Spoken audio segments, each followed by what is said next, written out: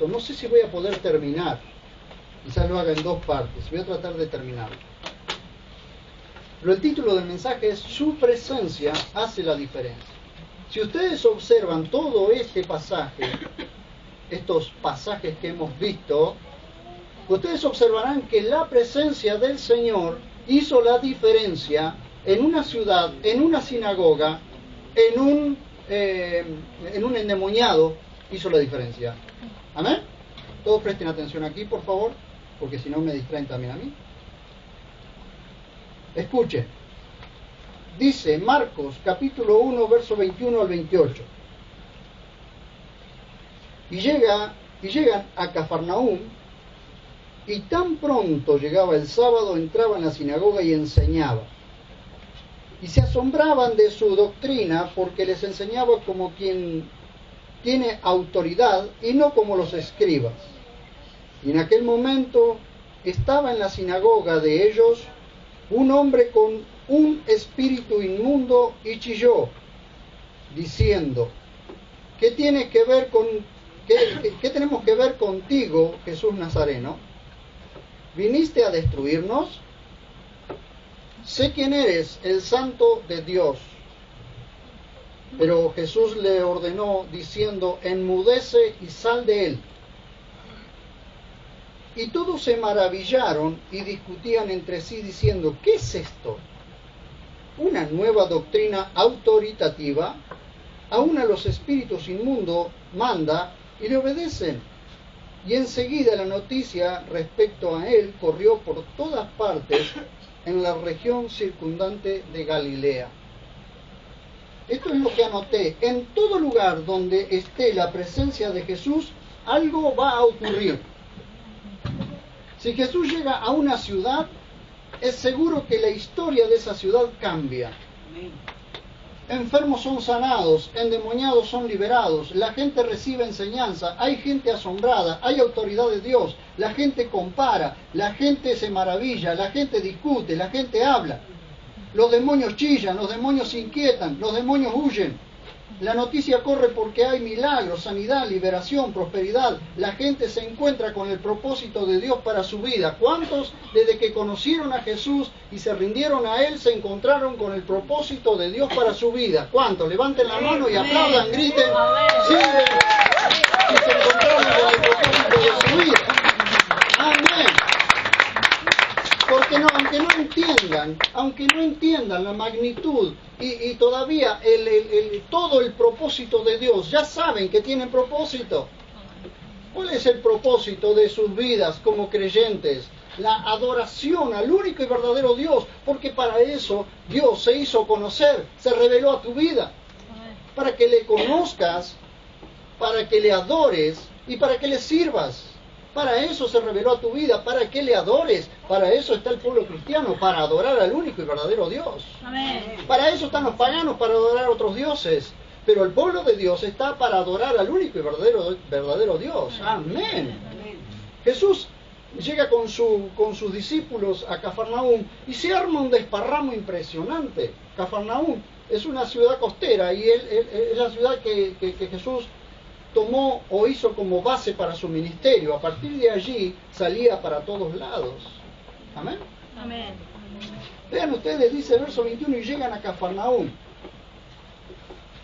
Tan pronto llegaba el sábado, escuchen, tan pronto llegaba el sábado, dice el verso 21. ¿Qué es el sábado?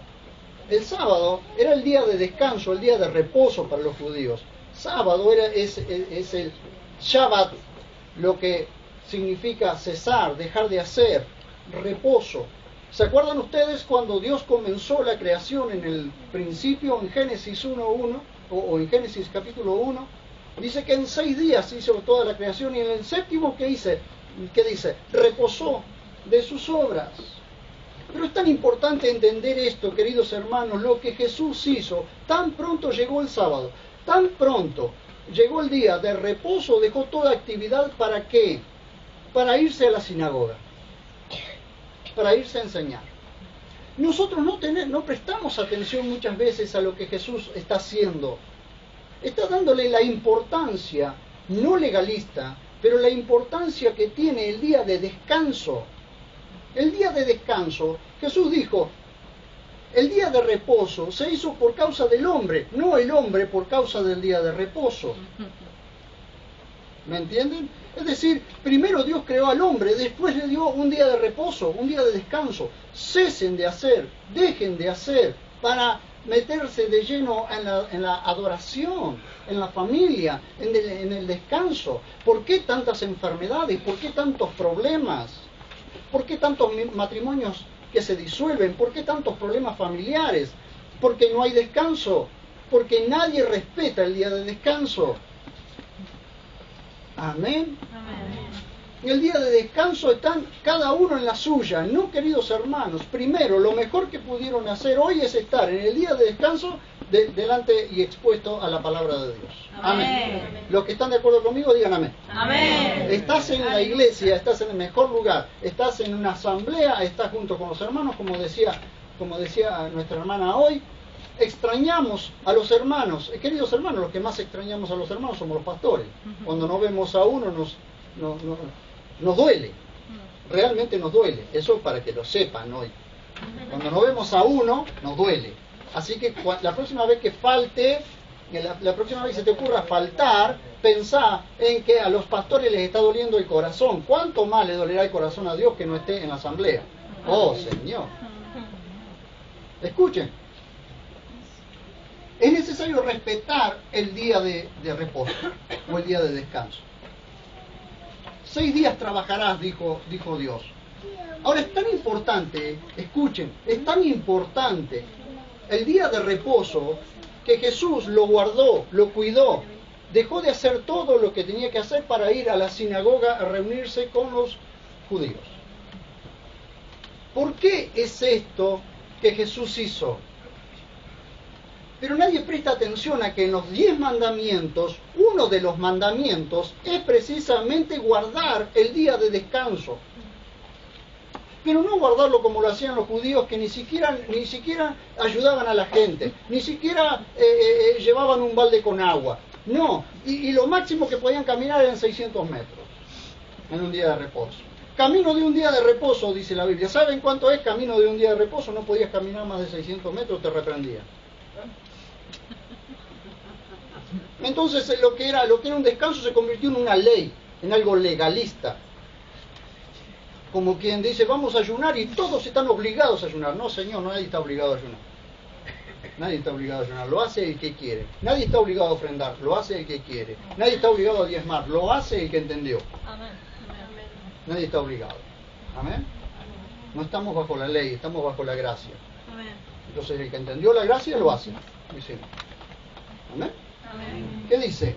Vean ustedes si tiene importancia. Vamos al capítulo 20, verso 8 de Éxodo. Ustedes van a observar algo que muchos lo pasan por alto. Y es precisamente que el día de reposo está establecido en los 10 mandamientos, no en cualquier otra ley, no en cualquier otra parte. Está establecido en los 10 mandamientos y se los pasa por alto. Vean ustedes, por favor, capítulo 20 de Éxodo, verso 8. Y después volvemos a Marcos. Dice: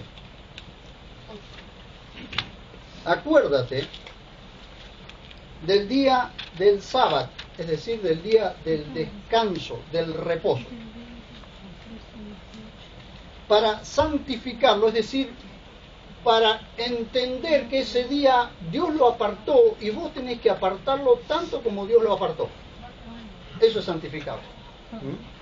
No es ponerle al día de reposo las manitos juntas y una aureola en la cabeza, porque eso no es de santo.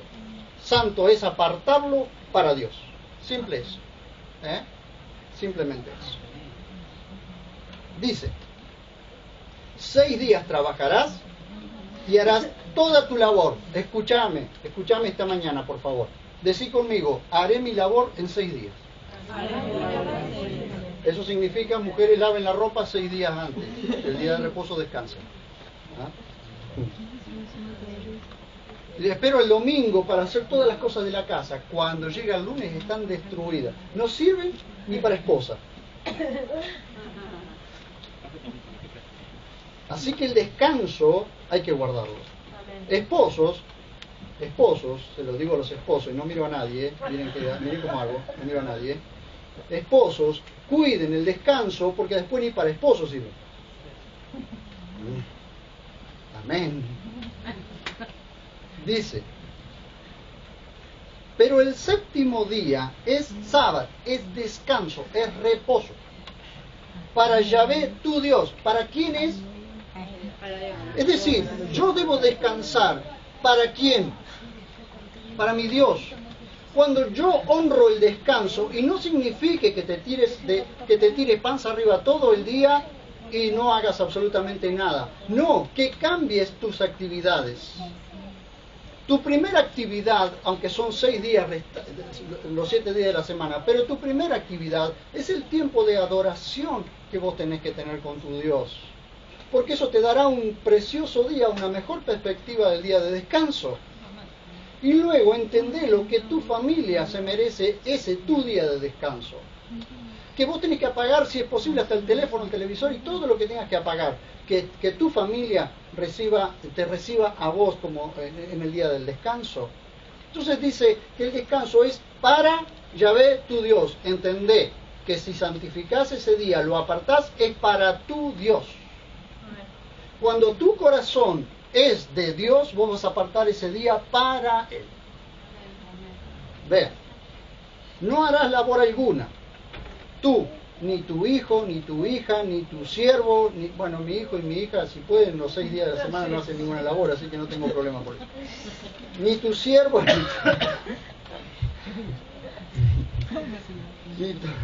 ni tu criada, ni tu animal, ni tu extranjero, que está dentro de tus ciudades, porque en 6 días hizo Yahvé los cielos y la tierra, el mar y todas las cosas que hay en ellos, y reposó en el séptimo día. Por tanto, Yahvé ha bendecido el día del Shabbat y lo ha santificado. Luego los judíos lo hicieron una ley de tal manera que no podían salir ni de dentro de la casa. Pero el problema es cuando ya lo convertimos en un legalismo. Pero el día de descanso es día de descanso. Y todo el que transgrede leyes específicas o principios específicos, porque son principios, era ley para el pueblo judío, pero son principios espirituales para nosotros. ¿Se entiende esto? Que cuando nosotros ponemos en práctica principios espirituales, nos va a ayudar a vivir una vida mucho mejor, más plena. No es lo mismo una persona que está cansada por no descansar que una persona que se ha tomado tiempo de descanso y luego tiene fuerzas renovadas. Escuchen, toda persona que vive tensa, en un momento se le van a aflojar las fuerzas. El apóstol Juan, esto es una tradición, no lo dice la Biblia, pero dice la tradición, una historia, que el apóstol Juan un día estaba sentado en una roca y estaba jugando con una codorniz. Y vino un arquero, ¿sí?, con su arco armado, con su arco desarmado, y traía el arco al hombro. Entonces el arquero, reconociendo que era el apóstol Juan, y dice: ¿usted, el apóstol Juan, jugando con una codorniz? Entonces el apóstol Juan lo mira y le dice: ¿usted, el arquero, con su arco desarmado? Y entonces el arquero le dice: sí, porque si yo lo mantengo tenso todo el tiempo, con el tiempo pierde las fuerzas. Bueno, yo estoy haciendo esto para no perder las fuerzas, me estoy distendiendo. Así como su arco de pronto lo distiende, yo me estoy distendiendo. Si no, yo también pierdo las fuerzas. ¿Por qué entonces necesitamos un tiempo de reposo, un tiempo de descanso? Porque si no, perdemos las fuerzas. Porque podemos ser el mejor arco en las manos del arquero, pero un día perdemos las fuerzas. Entonces tomate un descanso. Amén. Amén. Y Jesús aprovechó ese tiempo. Vuelvan por favor a Marcos.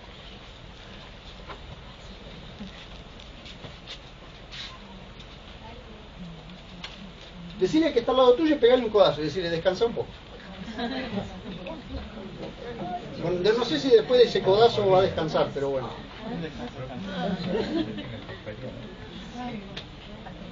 Bueno, los jubilados tienen descanso siempre, ¿no? Ah, eso estábamos hablando. Bien, seguimos. Es necesario entonces respetar aquello que Dios ya ha establecido. ¿Por qué lo estableció? Jesús dijo, ¿por qué fue establecido el reposo? ¿Por qué Dios nos dio el ejemplo? ¿Por qué Dios dio el ejemplo en el principio de la creación? Trabajó 6 días y al séptimo no hizo nada. Imagínense al Señor en la playa con un drink y con su sillón, descansando un rato. ¿Por qué descansó? Para darnos ejemplo.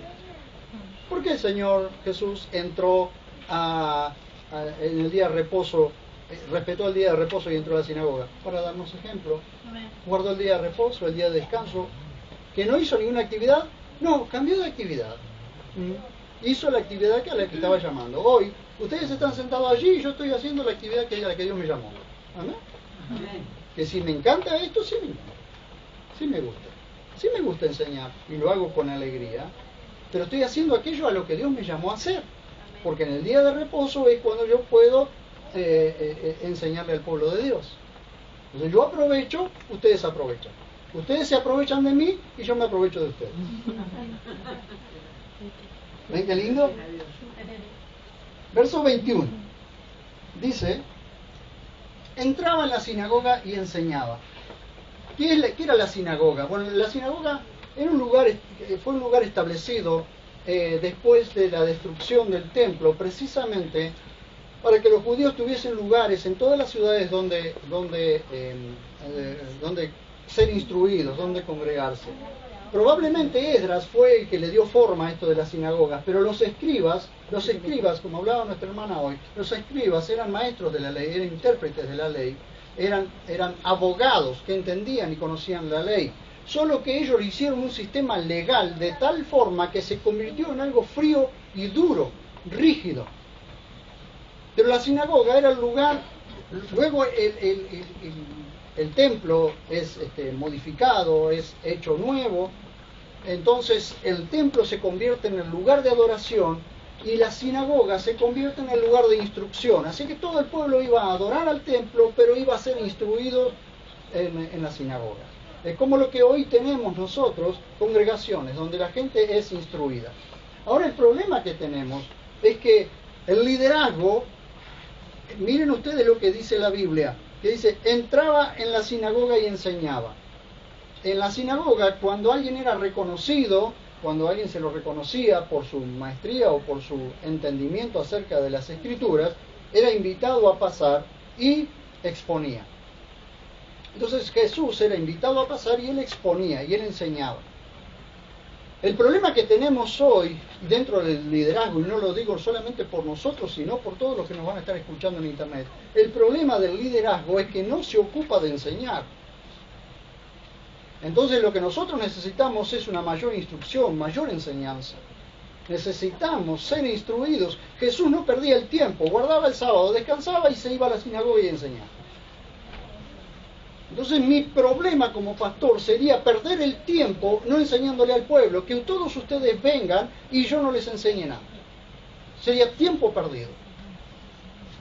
Sería tiempo perdido para ustedes y tiempo perdido para nosotros. Entonces yo le digo a la gente, cuando yo sé que hay gente que pertenece a lugares que han sido divididos o que vienen de una división o que realmente ni siquiera les enseñan nada o les enseñan pavadas, ¿saben qué les digo? Huyan lo más rápido posible de ahí.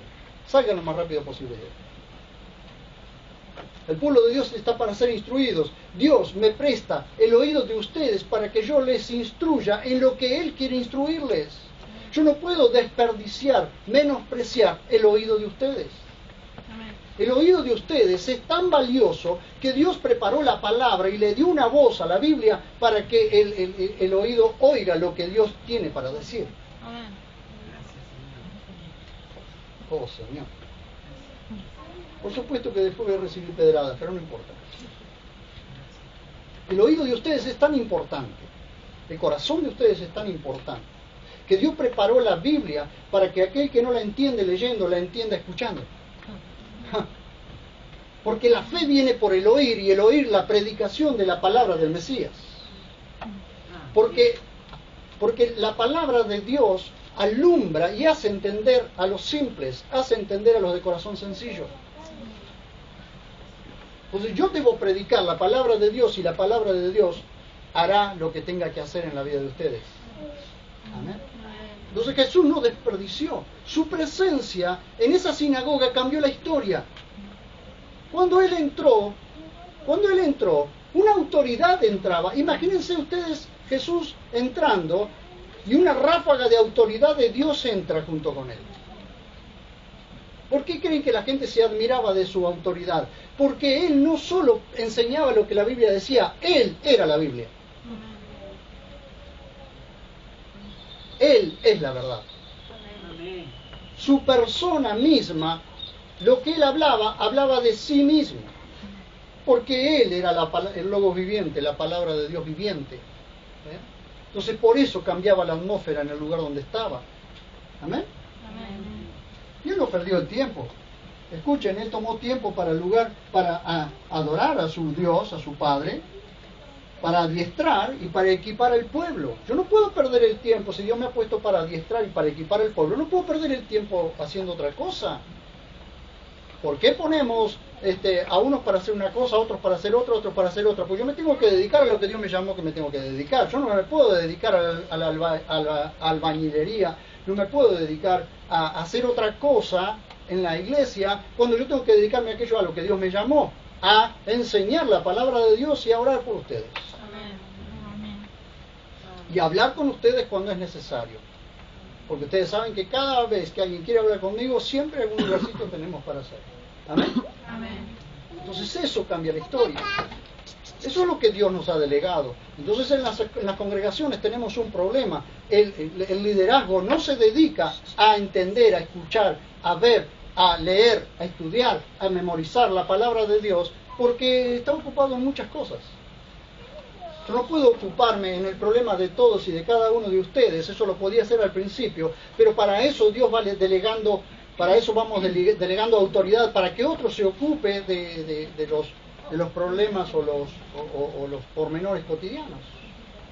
Si no, se me iría todo el tiempo en toda la gente, y cuando llega el día domingo no les doy nada, porque no tengo nada. Y me encanta porque Jesús no perdía el tiempo. Él entraba a la sinagoga y enseñaba. Listo. Ninguna vuelta. Amén. El liderazgo no debería perder el tiempo, debería dedicarse a enseñar. Yo les digo esto hoy a todos ustedes, a todos. Cuando nos convertimos en discípulos del Señor, porque para eso Dios nos está llamando a ser sus discípulos, nos convertimos en discípulos de Él, precisamente para adiestrar a otros. Y no significa que tengas mucha o poca capacidad. La capacidad que Dios te ha dado, esa capacidad es la que tenés que usar para adiestrar a otros. Amén. Si no, estás perdiendo tiempo. Si no hay gente que llega a los pies del Señor, conoce al Señor, y no hay gente que crece en el camino del Señor, estás perdiendo el tiempo. Tu tiempo se está yendo como agua entre los dedos.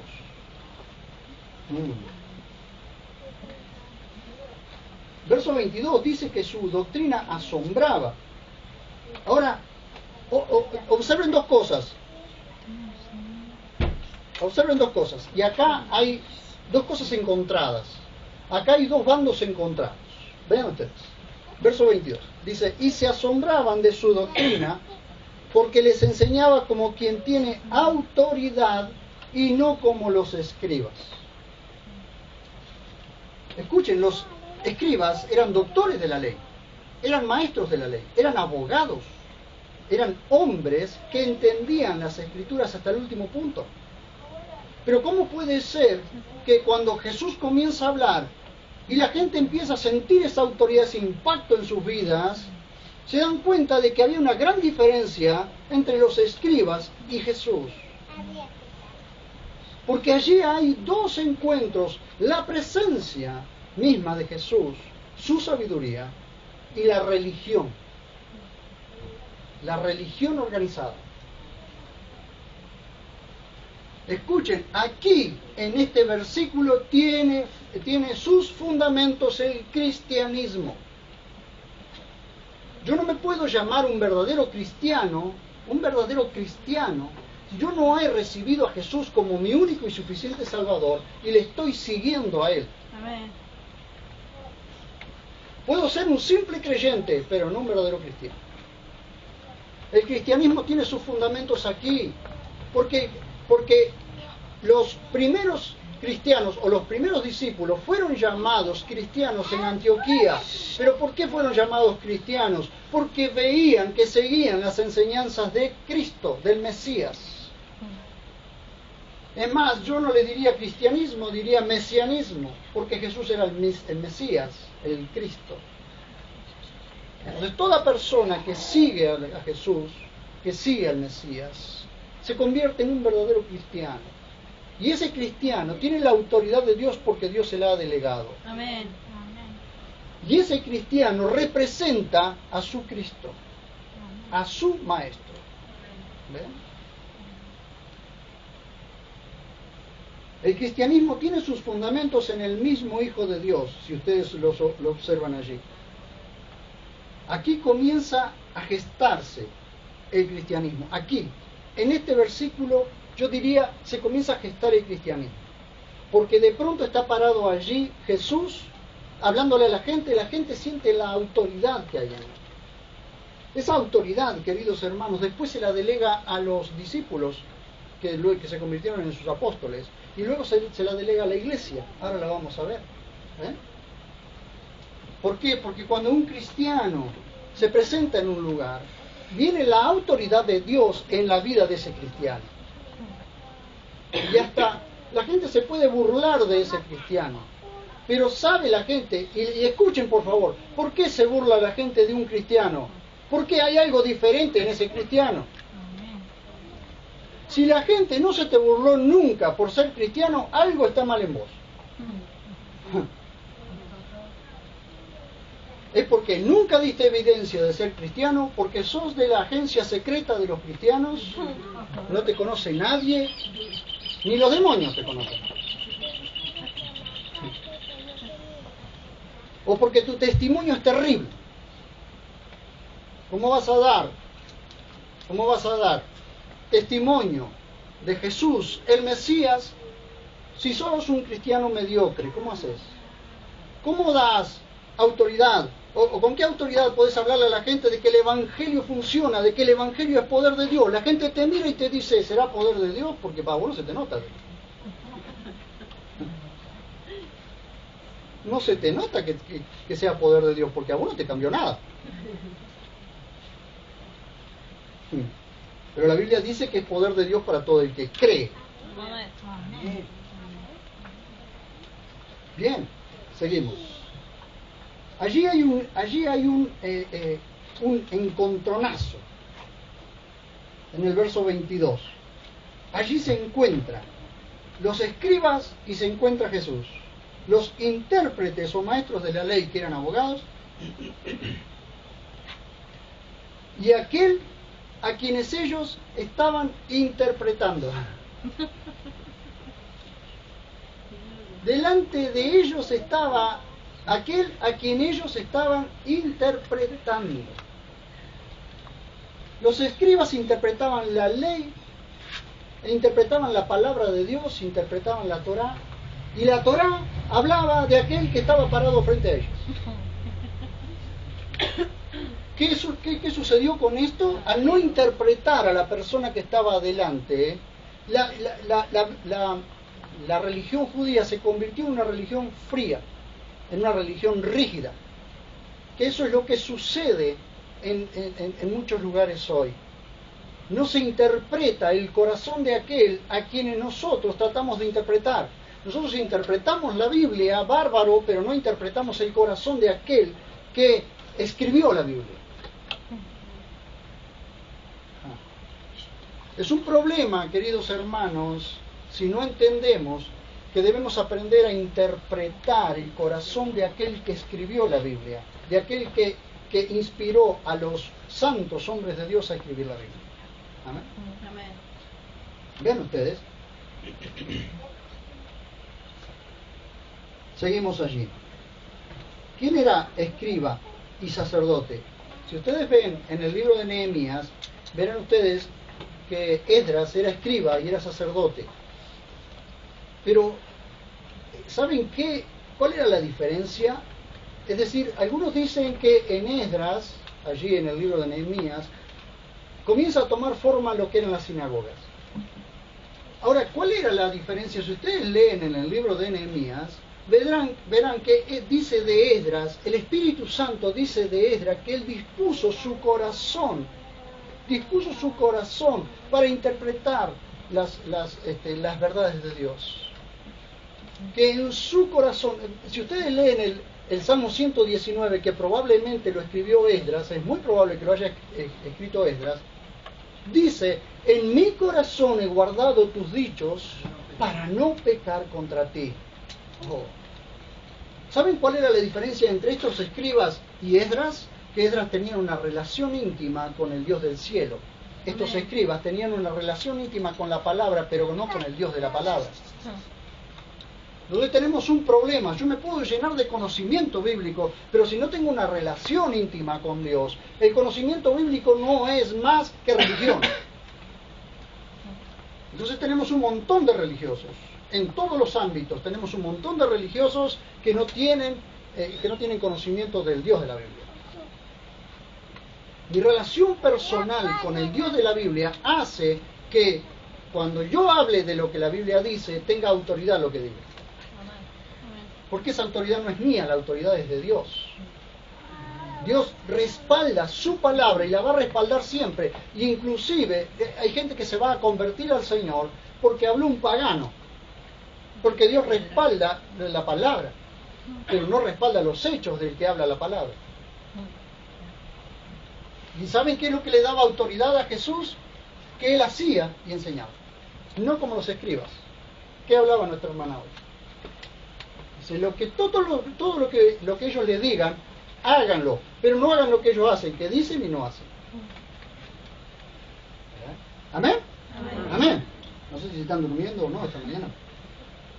No les voy a dar tiempo. Observen con cuidado el siguiente detalle. Su doctrina transmitía vida. Vean ustedes verso 23, por favor. Dice: y en aquel momento estaba en la sinagoga de ellos un hombre con un espíritu inmundo y chilló. Digan conmigo, chilló.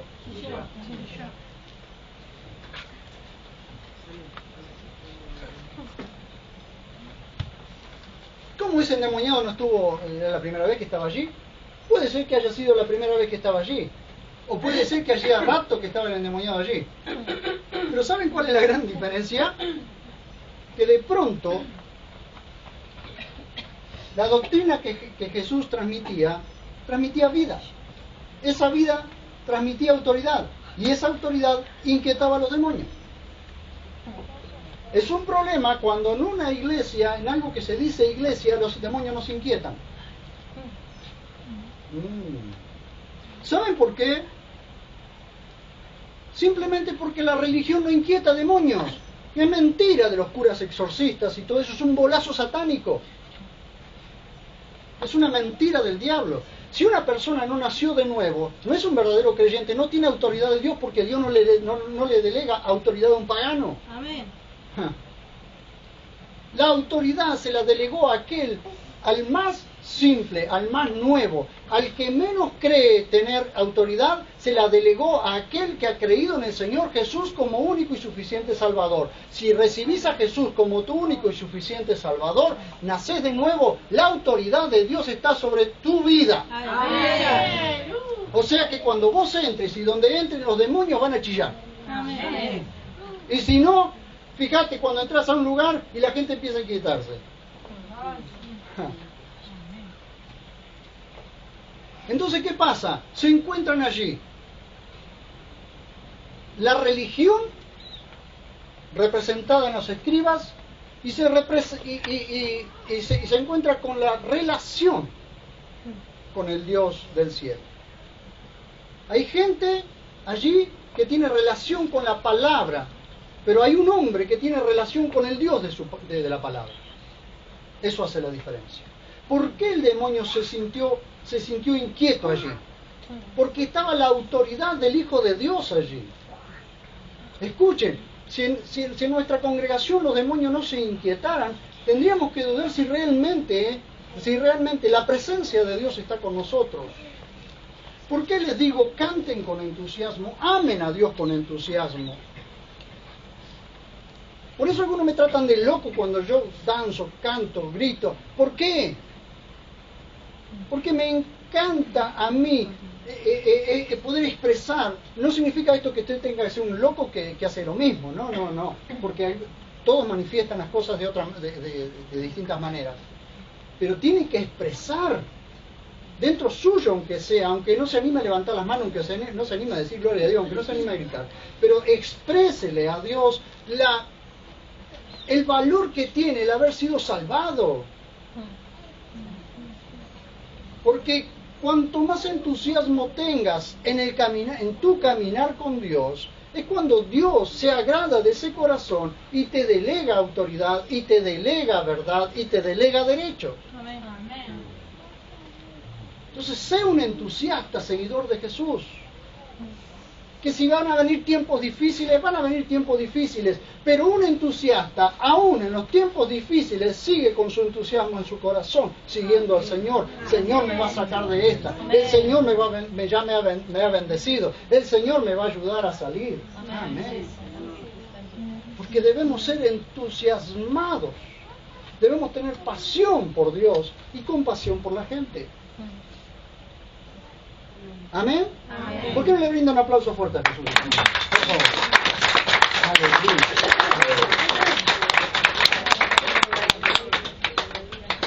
La religión no inquieta a los demonios. ¿Saben qué hace? Los vacuna.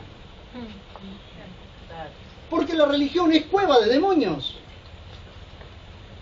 Si un endemoniado entra a un lugar y no se inquieta, está en problema. Ese lugar está en problema. Porque sería lo mismo entrar en una congregación que entrar en el club, claro, al club Verónica o al club Juventud. Claro. Se va a inquietar, no si los endemoniados están ahí adentro también. ¿Qué se van a inquietar? Escuchen. Verso 24. Veamos allí que en presencia de Jesús ningún demonio puede mantenerse oculto.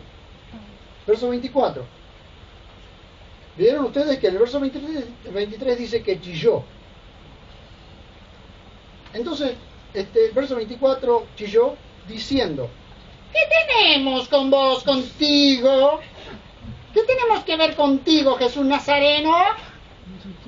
Imagínense la voz del demonio. ¿Viniste a destruirnos? Sé quién eres, el Santo de Dios. Imagínense el endemoniado. ¿Por qué? Porque el demonio es el que toma posesión del hombre y el hombre habla. Pero en realidad los dos están hablando, el demonio a través del hombre. Ahora yo quiero hablar con ustedes en esta mañana un tema doctrinal muy profundo. No es lo mismo ser influenciado por demonios que ser endemoniado. La influencia, el mundo está bajo la influencia de demonios. Todo el mundo está bajo la influencia de demonios. Pero el endemoniado no tiene control de sí. Cuando el demonio toma control de la persona, es el demonio el que controla a la persona y la persona pierde el control. La persona sabe que hay una fuerza dentro suyo que lo mueve, pero no puede controlarlo. ¿Ven? La influencia satánica, la influencia demoníaca hace que muchas veces la gente diga cosas que no tiene que decir o haga cosas que no tiene que hacer, pero eso no significa que esté endemoniado. Por eso, queridos hermanos, tampoco estoy de acuerdo cuando me dicen que un cristiano puede estar endemoniado. Es imposible. O gobierna uno o gobierna el otro. Un cristiano no puede tener un demonio en el mismo lugar donde está el Espíritu de Dios. Ahora, que un cristiano ¿Puede ser influenciado? Sí, señor, porque hay cristianos que terminan haciendo cualquier cosa, hacen las cosas para el diablo.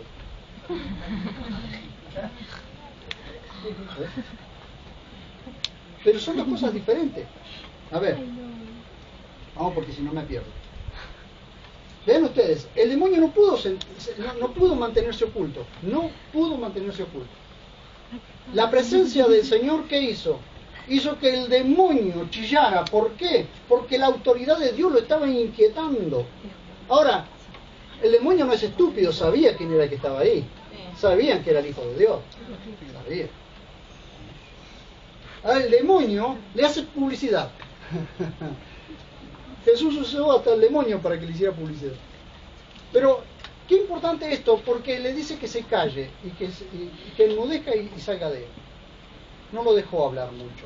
Pero hay una diferencia, ahora les quiero mostrar una diferencia. Un hombre con un espíritu inmundo o con un espíritu de demonio. Así que ese hombre tenía un espíritu inmundo. El demonio toma control del hombre. Comparen esto con el endemoniado Geraseno. Vayan a capítulo 5 de Marcos.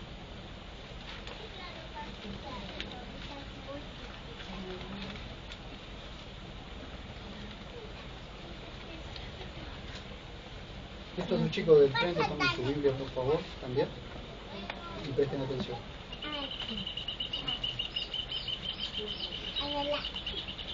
Marcos, capítulo 5, verso 1 al 20. Dice: y llegaron a la otra orilla del mar, a la región de los Gerasenos. En cuanto desembarcó, enseguida vino a su encuentro de entre los sepulcros un hombre poseído de un espíritu inmundo. Escuchen, dice de un espíritu inmundo, por favor. El cual tenía su morada entre los sepulcros y ya nadie podía atarlo ni siquiera con cadenas. Porque muchas veces había estado atado con grillos y cadenas y había roto las cadenas y desmenuzado los grillos y nadie lo podía dominar. Señores, estamos ante un endemoniado como el que estaba en la sinagoga. Pero escuchen. Y continuamente de noche y de día estaba en los sepulcros y en los montes, dando alaridos e hiriéndose con piedras. Pero viendo de lejos a Jesús, corrió y se postró delante de él. Escuchen, nadie lo podía dominar. Pero ahora viene corriendo y se postra delante de Jesús, el endemoniado. Dice, y gritando a gran voz, dice, o chillando como el otro, ¿sí? ¿Qué quieren? ¿Que chille otra vez yo? Porque todos me están mirando a ver qué voy a hacer, ¿no? Y gritando a gran voz dice, ¡Jesús! ¿Qué tienes que ver conmigo? Hijo del Dios Altísimo, te conjuro por Dios que no me atormentes. Mis hijos me dicen que tengo cara de endemoniado cuando abro los ojos. Escuchen. Pues él le había dicho, es decir, Jesús, sal del hombre, espíritu inmundo. Pero a diferencia del otro endemoniado, ahora Jesús le hace una pregunta a este endemoniado. Vean lo que dice. Y le preguntó, ¿qué nombre tienes? Le dice, tengo por nombre Legión, porque somos muchos. Primero dice que tenía un espíritu inmundo, es decir, no hace diferencia el que tenga uno, el que tenga 100, el que tenga 1000, es un espíritu inmundo. Pero Jesús le pregunta ahora, ¿por qué?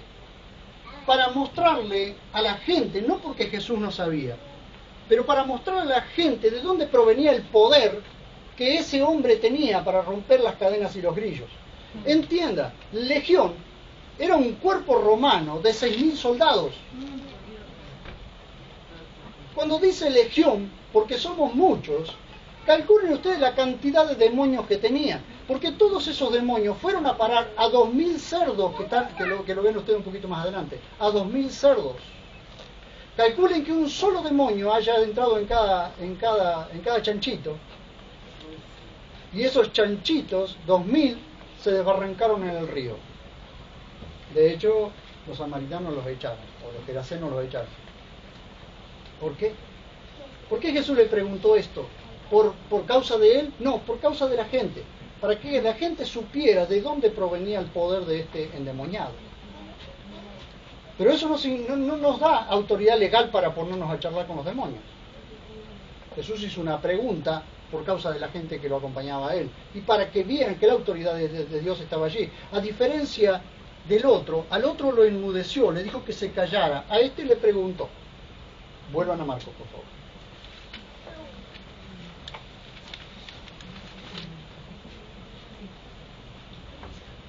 Vean ustedes cómo en el verso 25 nos dice, pero Jesús le ordenó diciendo, enmudece y sal de él. A este no lo dejó hablar, más. Pero al otro, él mismo le hizo una pregunta. ¿Ven? Verso 26, tras la orden de Jesús, el demonio salió. Vean ustedes. Y el espíritu inmundo, convulsionándolo y gritando a gran voz, salió de él. ¿Qué hizo la diferencia en ese lugar? ¿Que el endemoniado estuvo siempre allí o entró ese día? No sabemos si entró ese día o por lo que dice allí, el endemoniado hacía rato que estaba. Por lo que infiere la Biblia. El endemoniado hacía rato que estaba. Pero ¿saben por qué no se inquietaba el demonio? Porque la religión no inquieta a los demonios. De hecho, la religión proviene de los demonios. Son los demonios los que establecen la religión, porque la religión aleja al hombre de Dios. Sin embargo, la presencia de Jesús, la presencia del Espíritu Santo, acerca al hombre a Dios. Entonces, en todo lugar tendría que haber presencia de Dios para que la gente se acerque a Dios y no religión. Una de las cosas que tenemos que entender, queridos hermanos, es que nosotros tenemos que convertirnos en verdaderos discípulos del Señor para que la gente se acerque a Dios. Porque si nos convertimos en religiosos, como decía nuestra hermana hoy, si nos convertimos en religiosos, que simplemente vengo al domingo porque tengo que venir, y sí, porque si no el pastor después me llama. Entonces te convertís en un religioso. Pero cuando estás entusiasmado por lo que vas a escuchar, porque estás entusiasmado que te reunís con el pueblo de Dios, estás entusiasmado de que venís a adorar a tu Dios, entonces ese mismo entusiasmo se transmite en otro, y otro te va a decir, yo te acompaño, quiero ir con vos. Amén. Si vos tenés eso, yo quiero ir con vos. Amén. Amén. ¿Por qué la gente no se acerca? Porque la gente ve religión, no ve relación. Amén. Amén. Escuchen, tras la orden de Jesús, el demonio salió. Ahora bien, esa autoridad la dio a sus discípulos. Vayan conmigo a Marcos capítulo 3, verso 14, verso 13 al 15. Ahí mismo en Marcos.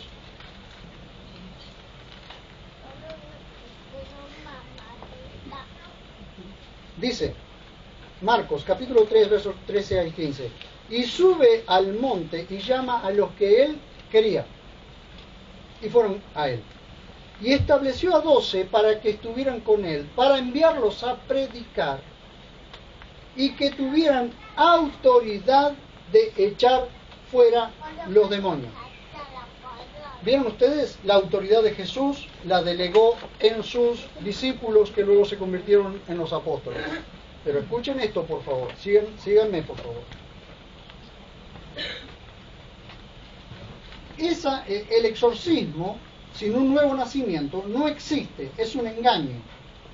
Vean ustedes Marcos capítulo 3 verso 20 al 30 y presten atención a esto, porque algunos llaman el pecado imperdonable, es decir, es el pecado imperdonable. El pecado imperdonable es atribuirle a Satanás la obra del Espíritu Santo. Pero quiero decirle, quédese tranquilo, que si ustedes tienen esa duda de que si pudieron haber cometido el pecado imperdonable,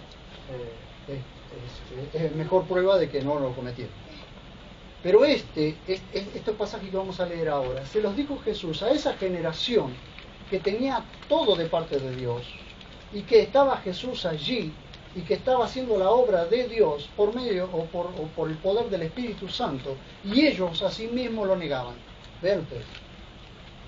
Verso 20. Y llega a una casa y de nuevo se agolpa una multitud tal que ellos no podían ni siquiera comer pan. Y oyéndolo sus familiares, miren qué hermosa familia, salieron para echar mano de él, pues decía, está fuera de sí, es decir, está loco. ¿Alguna vez tu familia te dijo que estás loco? Sí. Si no te lo dijeron nunca, entonces sos de la policía secreta. Y se enteraron de que estás loco. Entonces, pues decían, está fuera de sí. Que venía a echar mano, la familia venía a echar mano, venían a agarrarlo para llevárselo enchalecado a la casa. Porque decían que estaba loco. Y los escribas, de nuevo estos preciosos personajes, y los escribas que habían bajado de Jerusalén decían, está poseído por Beelzebul, es decir, el señor de las moscas o el señor del estiércol. Y por el príncipe de los demonios, echa fuera los demonios. ¿Dónde está el problema del pecado imperdonable allí? Que ellos estaban atribuyendo ese poder por el cual echaba fuera los demonios al mismo Satanás, en lugar de atribuírselo al poder de Dios. Entonces el pecado imperdonable no es para nosotros, se fue para esa generación. No es para nosotros, fue para esa generación. Ese pecado imperdonable no es para los gentiles ni para la iglesia de Dios, es para esa generación de judíos que atribuían al Espíritu, atribuían a Satanás el poder de Dios. Vean ustedes. Y llamándolos junto así, les decía en parábola, ¿cómo puede Satanás echar fuera a Satanás? Es decir, ¿ustedes son estúpidos o se hacen? ¿Cómo puede Satanás echar fuera a Satanás? Acá está la respuesta. Si un reino se divide contra sí mismo, tal reino no puede permanecer. Y si una casa se divide contra sí misma, tal casa no puede permanecer. Y si Satanás se levanta contra sí mismo y es dividido, no puede permanecer, sino que tiene fin. Pero nadie puede entrar en la casa del fuerte y saquear sus bienes, a menos que primero ate al fuerte, entonces podrá saquear su casa. De cierto os digo que todos los pecados y las blasfemias con que blasfemen los hijos de los hombres les será perdonado, pero el que blasfema contra el Espíritu Santo no tiene jamás perdón, sino que es reo de un pecado eterno. Esto les dijo porque afirmaron, tienen un espíritu inmundo. ¿Qué le estaba diciendo Jesús? Ustedes le atribuyen a Satanás el poder con el cual echo fuera los demonios. No se están dando cuenta de que Satanás no se puede dividir a sí mismo. Ustedes vieron cada reino, cada imperio, cuando se pelearon entre sí y se dividió, se terminó destruyendo, no quedó nada. Entonces Satanás, será Satanás pero no es estúpido. Satanás será el opositor de la iglesia pero no es tonto. Entonces no puede un endemoniado echar fuera a otro endemoniado. Entonces no puede alguien que nunca nació de nuevo echar fuera a alguien que nunca nació de nuevo. No puede alguien, cuando ustedes les dicen, andate a aquella bruja que te va a sacar el mal. Esa bruja tiene tanto mal como el que va. Porque Satanás nunca va a dividir su propio reino. Imagínense ustedes que un endemoniado va a una bruja. Y la bruja hace un conjuro y echa fuera al demonio que el mismo Satanás endemonió. No hay tal cosa, queridos hermanos. Solamente tienen autoridad aquellos que han nacido de nuevo, que pertenecen a la iglesia de Dios. ¿Y esto es discriminatorio? Sí es discriminatorio.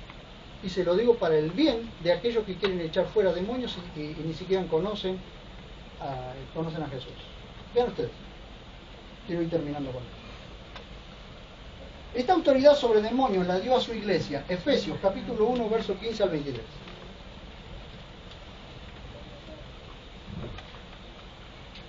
mantengan su concentración lo más que puedan, por favor, porque yo necesito que la iglesia entienda esto, la iglesia pueda entender esto. Sé que la hora se va, pero nos es necesario entender esto, por favor. Para que ustedes tengan claro que son iglesia y que la iglesia tiene la autoridad de Dios por la persona del Espíritu Santo que vive en aquel que ha creído en el Señor Jesús como único y suficiente Salvador y ha nacido de nuevo y pertenece a la iglesia de Dios. Tiene la autoridad de Dios porque Dios se la delegó. Dios le dio la autoridad por medio de su Espíritu. ¿Qué dice Efesios? Leemos. Por eso yo también, habiendo oído de vuestra fe en el Señor Jesús y del amor para con todos los santos, ¿qué tiene que haber en una iglesia entonces? En una iglesia que ama, en una iglesia bien constituida, tiene que haber fe y amor. La iglesia tiene que tener fe y tiene que amar. No ceso de dar gracias por vosotros haciendo mención en mis oraciones, dice Pablo, para que el Dios de nuestro Señor Jesús, el Mesías, el Padre de la Gloria, os dé espíritu de sabiduría y de revelación en el conocimiento pleno de Él. Es decir, nosotros, en la medida en que caminamos con Dios, mayor revelación y mayor sabiduría tenemos de la persona del Señor, de su autoridad y de su poder. Vean ustedes. Es decir, crecemos en una relación íntima con Dios. ¿Y cuál es la cuestión en nosotros? Crecer en una relación íntima con Dios, en tener los ojos cada día más abiertos ante su presencia, en poder interpretar su corazón, qué es lo que Dios quiere. Vean ustedes. Dice, verso 18, iluminados los ojos del corazón para saber cuál es la esperanza de su llamamiento y cuál la riqueza de la gloria de su herencia con los santos. Y acá viene esta parte. ¿Y cuál la inmensurable grandeza de su poder para con nosotros, los que creemos, por la acción soberana de su fuerza, la cual operó en el Mesías? ¿Qué operó en el Mesías? La acción soberana de su fuerza, resucitándolo de los muertos y sentándolo a su diestra en los cielos. Y aquí viene lo que nosotros debemos entender. Sobre todo principado y autoridad y poder y señorío y sobre todo nombre que se nombra, no solo en esta edad, sino también en la venidera. Y sometió todas las cosas, es decir, el Padre sometió todas las cosas bajo los pies de su Hijo y lo dio por cabeza sobre todas las cosas a la iglesia. Es decir, Jesús, aquel a quien el Padre sometió todas las cosas, poder, señorío, autoridad, todo debajo de los pies de Jesús, lo dio también como cabeza a la iglesia, que es su cuerpo. Es decir, nosotros somos el cuerpo del Mesías, que es la cabeza. Tal es la cabeza, tal es el cuerpo. La autoridad que tiene la cabeza la tiene el cuerpo. ¿Se entiende? Bien.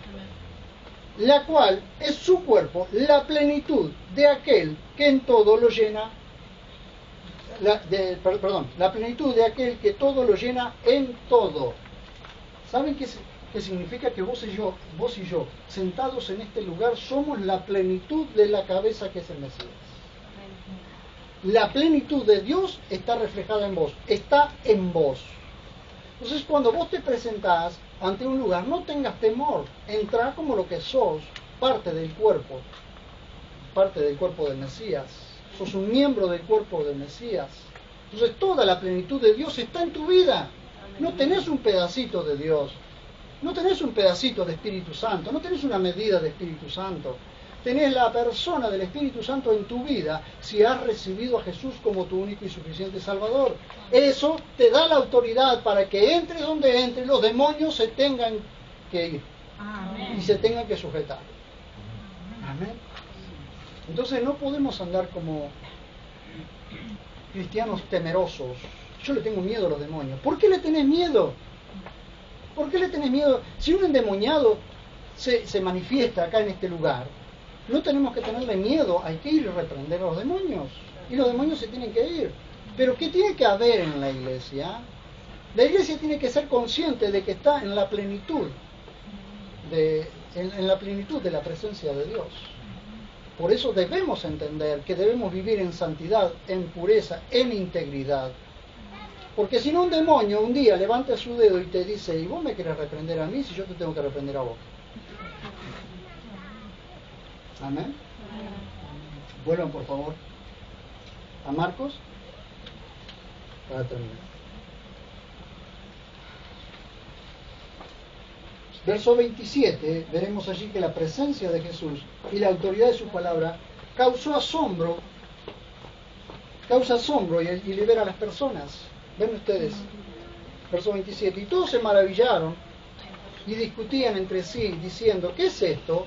Una nueva doctrina autoritativa. Es decir, él daba la doctrina y esa doctrina hacía que los demonios se tuvieran que ir por la autoridad que tenía esa doctrina. Aún a los espíritus inmundos manda y le obedecen. Observen esto para terminar. En tu casa, y escuchen por favor todos esto, en tu casa tiene que ser manifiesta la presencia de Dios. En tu casa tiene que estar la constante invitación a que Jesús sea el centro de tu casa. Porque donde la presencia de Dios entra, donde la presencia de Jesús entra, por la persona del Espíritu Santo, allí no hay demonio que tenga cabida. Entonces empezá a limpiar tu casa.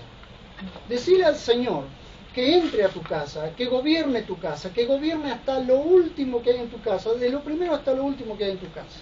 Que gobierne todo. Abrirle la puerta en un gesto profético, abrirle la puerta y decirle: Señor, quiero que entres a mi casa y gobiernes todo, todo. No solo mi vida, sino la vida de todos los que están acá adentro. Por ahí, si veo a un endemoniado salir corriendo, es porque le diste entrada al Señor. Así.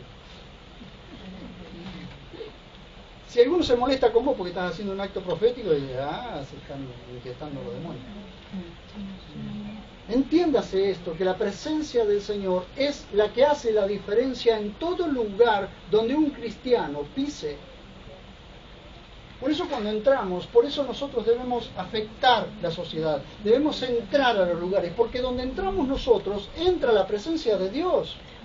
Vos tenés que entender que si sos un creyente, un verdadero cristiano, alguien que ha nacido de nuevo, que si Jesús está viviendo en tu corazón, cuando vos entrás, entra Jesús con vos. Quizás hay un hogar en que de Dios no se habló nunca, pero el solo hecho de que un cristiano pise ese lugar, Jesús está entrando a ese lugar. Quizás no tengas oportunidad de hablar el Evangelio porque no te lo permitan. Pero no te lo van a permitir la primera vez, quizás no te lo permitan la segunda vez, quizás por 10 años no te lo permitan. Pero vos seguís entrando porque te dejan entrar. Y cada vez que entras vos, el Señor está entrando con vos a ese lugar. Amén. Y de una manera u otra el Señor está tomando el control. Aleluya. Amén. Y tenés plena seguridad de que en algún momento alguien se va a inquietar. Amén. Amén. Cristianos, debemos entender que somos miembros del cuerpo del Mesías y que cuando entramos nosotros, la presencia de aquel que es la cabeza de la iglesia entra con nosotros. Amén. Y que no hay ningún demonio que se pueda quedar en el lugar donde se manifiesta la presencia.